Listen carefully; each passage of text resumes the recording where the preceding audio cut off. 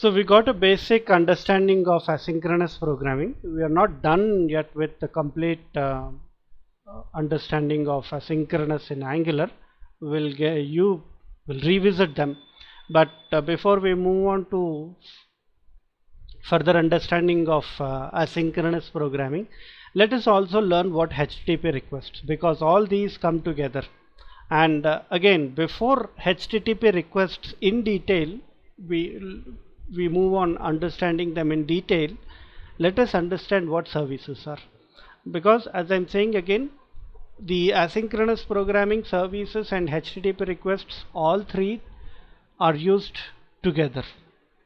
So we'll understand them with some basic definition, some basic idea, and then we'll start programming all these things together. So services in Angular are normal TypeScript classes that are decorated with @injectable. So till now you saw classes being decorated with component and classes being decorated with directives, and now you see classes being decorated with injectable and allows to access its methods. As the decorator name specifies, that is injectable, Angular injects the instances of these service classes into other components. So these are some classes, the services are some classes that are supposed to be injected as an object into another classes, that is components. So services are injected into components. Once a component is injected with a service instance, the data or properties available in that component can be passed or shared to another component that is injected with the same service. So let us say you have two components, and if you inject a service into one component and you inject the same service into another component, then you can perform a communication between these two components. They can pass and receive data values using this service. So if you remember the component communication, I've listed out some things like services and subjects. We'll be using services and subjects in further coming sessions and understand the component communication, or what role services and subjects play in component communication.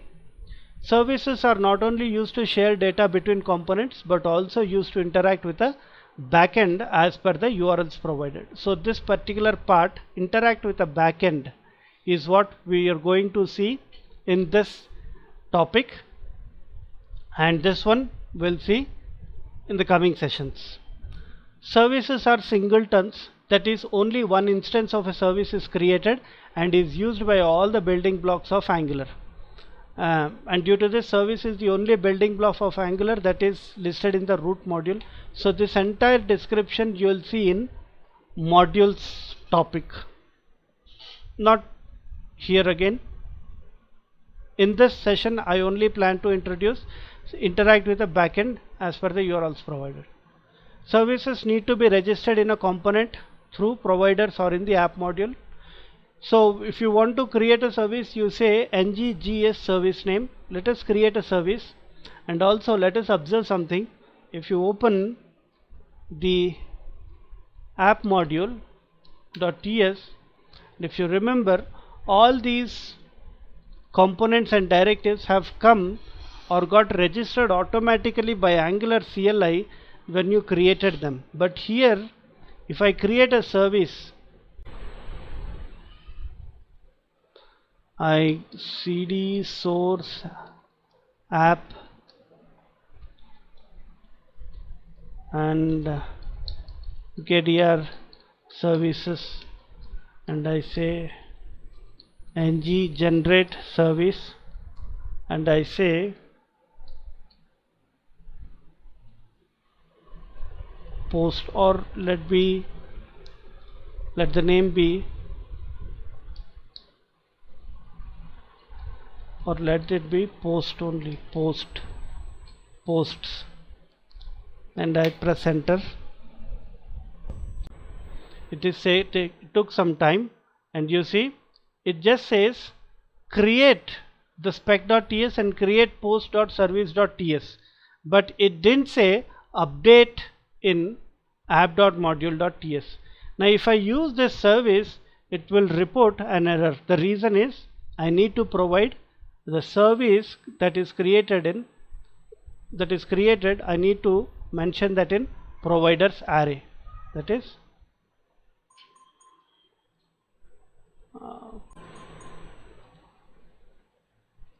I say post service. This is what you need to do manually. Done. Now I need to use this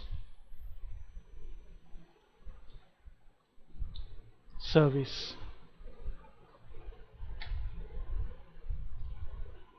Okay, so till now no error.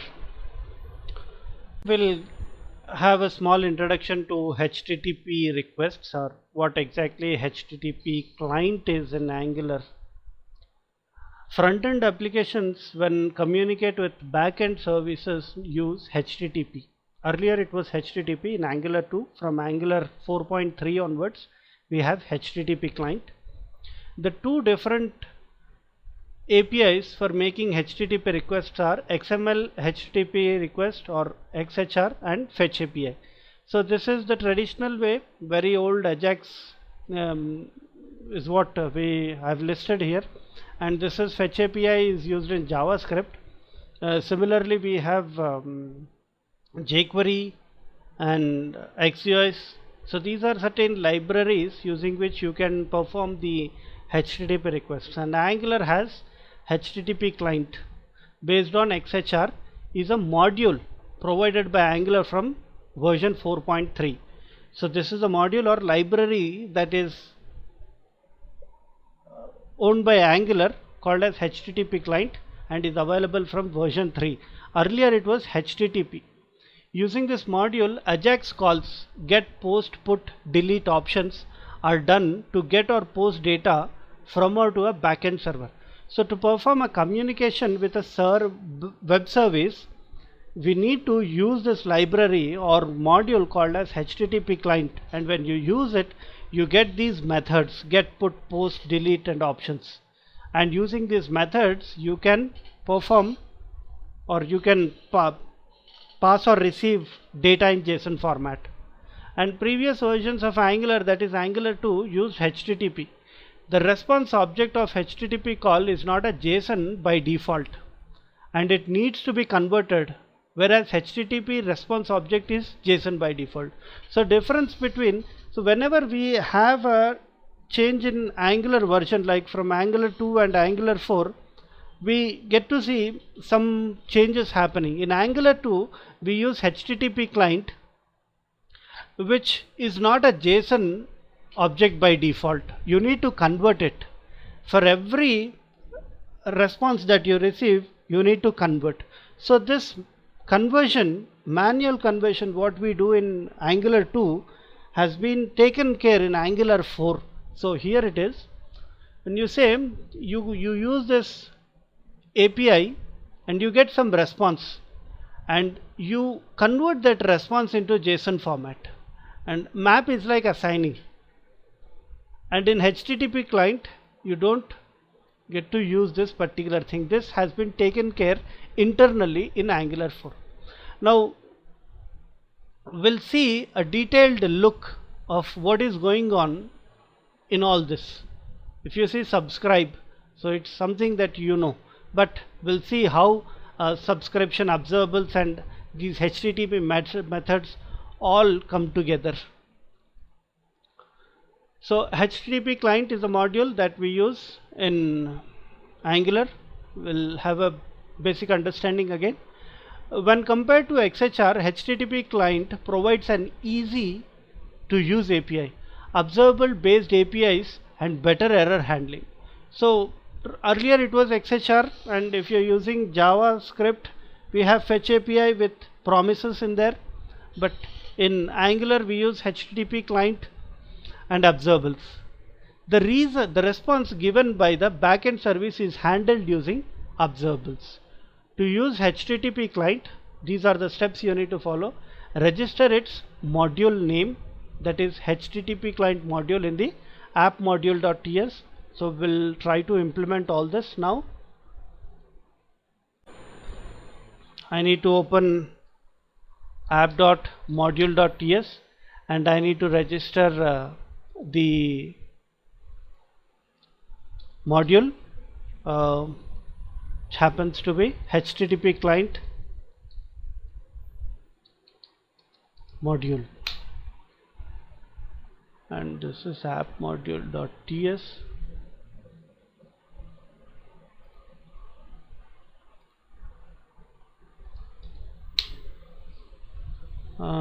Okay, and import HTTP client module from Angular common HTTP.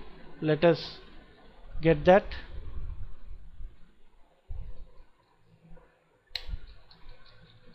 Import HTTP client module from @Angular common and HTTP common / HTTP. Okay, so the first step is done. Adding the module name in the imports array, we have done that. Adding the module name in imports array. Importing HTTP client module in the root application module will make it available everywhere in your Angular application. That is the reason why we register everything, so that this module is available in every component. This is the root, and all its sub modules and components, you can use this client, this module. You can also import it in submodule, where it will be available only in that module. So if you use it in submodules, we didn't discuss yet, but if you create a submodule and you include HTTP client in there, so any other submodule using HTTP client, again you need to repeat the same thing. So better include in the root module, and if you have two child submodules, both the child submodules will have HTTP client available in it. Using it in any service, so we created a service, and what you need to do in service, importing HTTP client from Angular common HTTP. So save this and open the service. Control P and say post.service.